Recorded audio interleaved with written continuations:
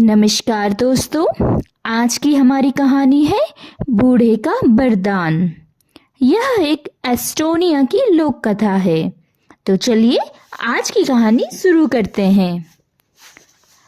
एक बार एक बूढ़ा असक्त राहगीर सड़क पर चला जा रहा था और रात का अंधेरा छाने वाला था। बूढ़े ने किसी तरह रात बिताने के लिए पनाह लेने की सोची। उसने एक बड़े से घर के दरवाजे पर जाकर दस्तक दी। वह घर एक धनवान का घर था। क्या मुझे आप अपने घर में आंगन में रात बिताने के लिए जगह दे देंगी? सुबह होते ही चला जाऊंगा।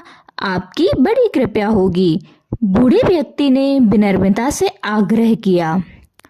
उसकी आवाज सुनकर घर की अमीर मालकिन दरवाजे पर आई और अजनबी बूढ़े को फटकारने और बुरा भला कहने लगी। बूढ़ा आगे चल दिया।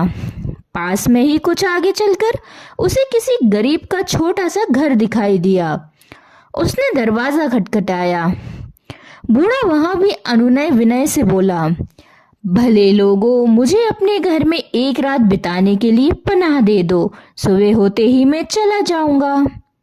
बाबा अंदर आओ। अंदर से आवाज आई।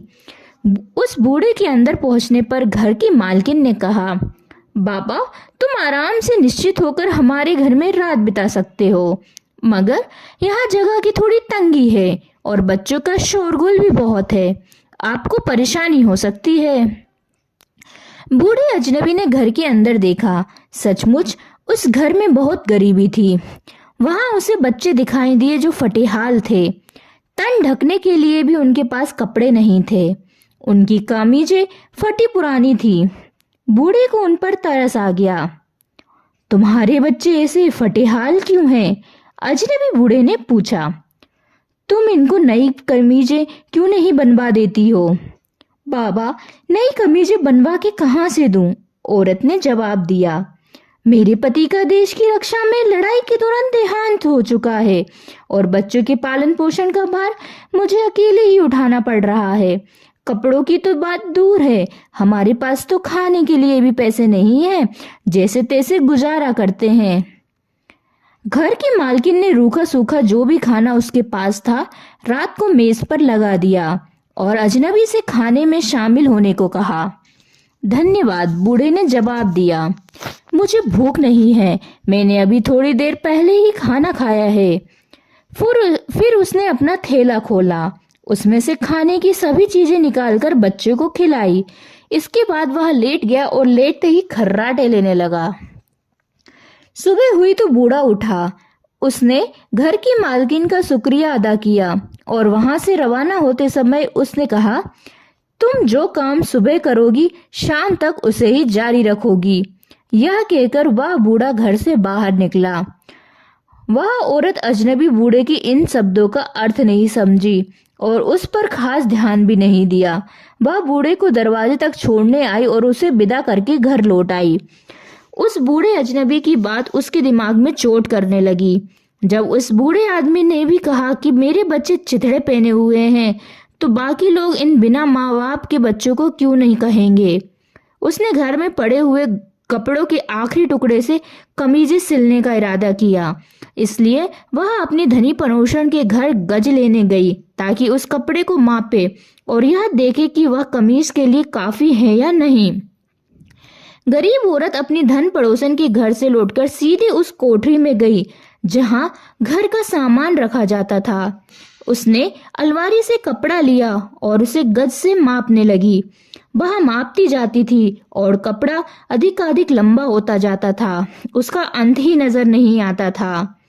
वह दिन भर उसे मापती रही और शाम होने पर ही उसे खत्म कर पाई। ओह, तो यह मतलब था उस अजनबी के शब्दों का, उसने सोचा। उसी शाम वही दहीनी पड़ोसन को उसका गज वापस देने गई। उसने अपनी पड़ोसन को सारा किस्सा सच सच कह सुनाया और बोली, अब मैंने नए नए थानों से कोठरी भर ली है। अब हमारी गरीबी मिट जाएगी। हाय राम, मैंने उस बूढ़े को अपने घर में रात में क्यों नहीं बिताने दी। उस धनी औरत ने मन ही मन सोचा। उसने फौरन अपने नौकर को बुलाकर कहा, जल्दी से गाड़ी में घोड़ा जोतो और बूढ़े भिखारी के पीछे जाओ। जैसे भी हो उसे वापस लेकर आओ। नौकर सरपट घोड़ा दौड़ाता हुआ उस भिखारी की तलाश में चल दिया। अगले दिन वह उस बूढ़े भिखारी से जा मिला, मगर बूढ़े भिखारी ने वापस चलने से इनकार कर दिया। नौकर ने दुखी होकर कहा, बाबा, मेरी जान मुसीबत में पड़ गई है, मुझ पर दया करो। अगर तुम्हें लेकर वापस नहीं जाता तो मालकिन पगार दिए बिना मुझे नौकरी से निकाल देगी। मेरी नौकरी का सवाल है बाबा। दुखी ना हो जो नौजवान, बूढ़े ने कहा, चलो मैं तुम्हारे साथ चलता हूँ। बूढ़ा भिखारी घोड़ा गाड़ी में सवार होकर नौकर के साथ चल दिया। धनी औरत पहले से ही अपने फाटक पर खड़ी बड़ी बेसब्री से उनके लौटने का इंतजार कर रही थी।